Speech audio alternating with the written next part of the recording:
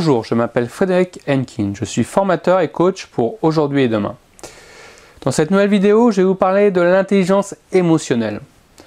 Nous verrons qu'est-ce qu'une émotion, comment se forme-t-elle, quelles sont les émotions de base, comment intervient-elle dans notre raisonnement et pour finir, quelles sont les pistes pour développer son intelligence émotionnelle.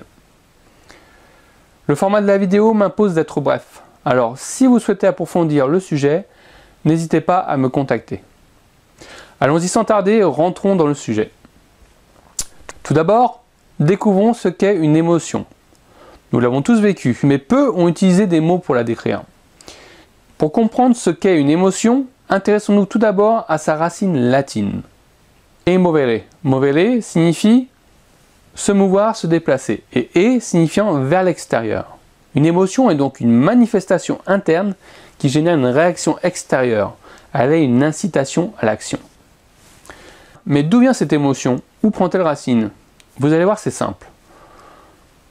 Au commencement de l'émotion, il y a un stimulus. Grâce à nos sens, nous recevons un stimulus. Face à ce stimulus, le corps va répondre par une transformation. Modification du rythme cardiaque, du niveau de respiration ou contraction musculaire. C'est la réponse sensorielle.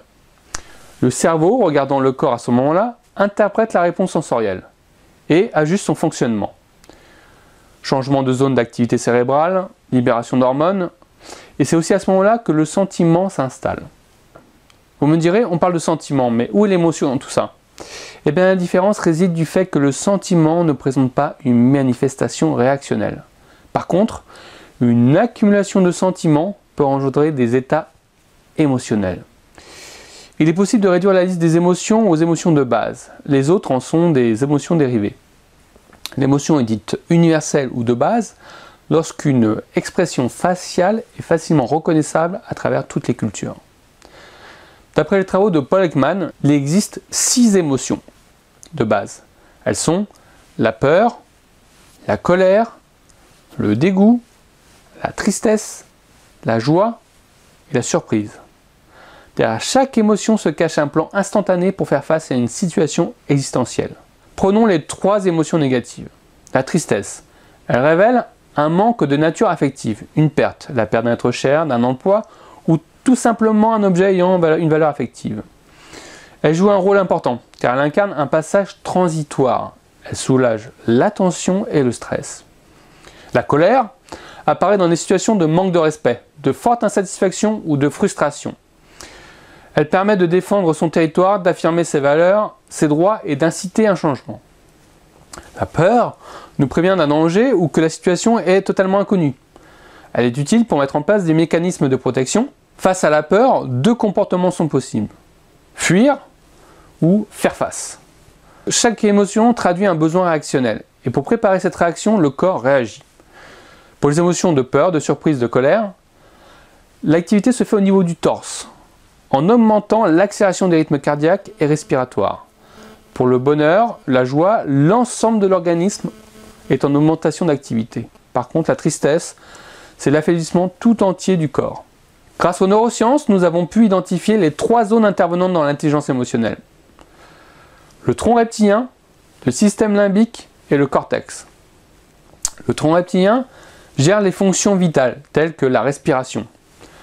Le système limbique, qui borde le tronc reptilien cérébral, est le cœur des émotions. C'est lui qui prend le contrôle lorsque vous êtes sous l'effet d'une émotion. Le cortex, appelé aussi substance grise, règne sur les fonctions élaborées du cerveau, notamment sur les fonctions cognitives. La partie préfrontale du cortex gère les fonctions inhibitrices des émotions. Elle est le chef d'orchestre, sauf les sensations fortes. Grâce au cortex préfrontal, il est possible de maîtriser ses sentiments. Il évalue les réactions avant leur mise en œuvre et donne des moyens à une personne de faire face à la situation. La mémoire active, qui sert à la conservation des données en mémoire pour la réalisation d'une tâche, est la résultante de l'association cortex préfrontal et amygdale du système limbique. Lors d'une émotion forte, du type colère ou fort stress, l'utilisation de circuits plus courts et moins précis en information crée des difficultés dans l'utilisation de la mémoire active. Parfois, elle crée une paralysie neuronale, sabotant la capacité au lobe préfrontal d'entretenir la mémoire affective. Vous vous souvenez peut-être de votre premier trac. le fameux trou noir, l'impossibilité de vous rappeler votre texte. Et bien c'est ça. De même, face à une situation, c'est l'amygdale qui déclenche l'alarme de l'émotion. Elle recherche au sein de la mémoire active la réaction la plus adéquate dans l'ensemble des expériences vécues mémorisées. L'amygdale, vous l'avez compris, joue donc un rôle primordial dans nos émotions. Nous avons vu précédemment que face à des stimuli, une réponse émotionnelle se joue ou s'inscrit dans notre mémoire. L'émotion ressentie par rapport à une situation est propre à chaque individu, à son passé, à son histoire de vie et à ses capacités intellectuelles, son état psychologique. L'émotion est donc déterminante dans notre raisonnement. Elle a un impact direct sur nos performances intellectuelles. Par exemple, un manque de confiance est un frein dans son propre développement et peut influer sur la mémoire. Avoir peur de l'environnement, être en alerte constante, demande une énergie importante pour mettre en place des mécanismes de protection et réduit significativement l'authenticité des relations avec les autres. Il n'existe pas une, mais plusieurs formes d'intelligence. Il y en a en réalité 8. Voici les 8 facettes de l'intelligence. Vous avez l'intelligence verbale, linguistique. C'est la capacité à être sensible aux structures linguistiques sous toutes ses formes. Quelqu'un qui aime lire, fait des mots croisés, des jeux de mots, a bien développé cette forme d'intelligence. Vous avez l'intelligence logique, mathématique. Ça, c'est la capacité à raisonner, à calculer, à tenir un raisonnement logique.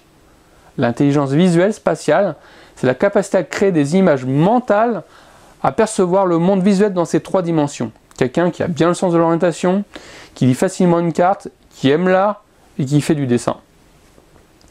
L'intelligence musicale, rythmique, capacité à être sensible aux structures rythmiques et musicales. On retrouve ça évidemment chez des personnes qui travaillent sur les langues étrangères. L'intelligence corporelle et kinesthésique, c'est la capacité à utiliser son corps de manière élaborée, s'exprimer à travers des mouvements, tels que les sportifs, les acteurs ou tous les travaux manuels. L'intelligence intrapersonnelle, c'est la capacité à avoir une bonne connaissance de soi, connaissance de ses forces, de ses faiblesses, de ses valeurs, et la personne en général apprécie la solitude, arrive à s'automotiver et à être en introspection. L'intelligence interpersonnelle, c'est la capacité à se mettre en relation avec les autres, quelqu'un qui rentre facilement en relation avec les autres et qui aime résoudre les conflits. L'intelligence du naturaliste, c'est la capacité à reconnaître et à classer, identifier les formes et structures dans la nature. Quelqu'un qui sait organiser les données, faire des listes, chercher à comprendre la nature et ayant une bonne connaissance des facteurs sociaux, psychologiques et humains. Toutes ces formes d'intelligence montrent une chose, c'est à quel point le champ d'action pour le développement de notre intelligence est large. Mais concrètement, comment peut-on développer nos attitudes émotionnelles? Pour cela, il faut travailler sur 4 axes.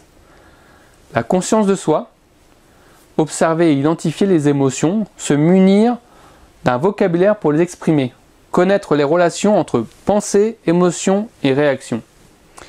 La prise de décision, examiner ses actions et prendre conscience de ses conséquences. Maîtriser ses émotions, surveiller son discours intérieur, prendre conscience de ce qui se cache derrière l'émotion, trouver le moyen de surmonter ses peurs, son anxiété, sa colère et sa tristesse. Et pour terminer, réduire, apaiser ses tensions, comprendre l'intérêt de l'exercice physique, des méthodes de relaxation. Voilà. Cette vidéo se termine, j'espère que vous l'avez appréciée. Vous pouvez trouver l'ensemble des articles et de mes vidéos sur le blog de mon site internet. Si cette vidéo est un bon stimulus et déclenche chez vous une réaction émotionnelle, n'hésitez pas à faire part d'un commentaire sur mon blog ou sur ma chaîne YouTube. Je vous dis à bientôt pour une prochaine vidéo.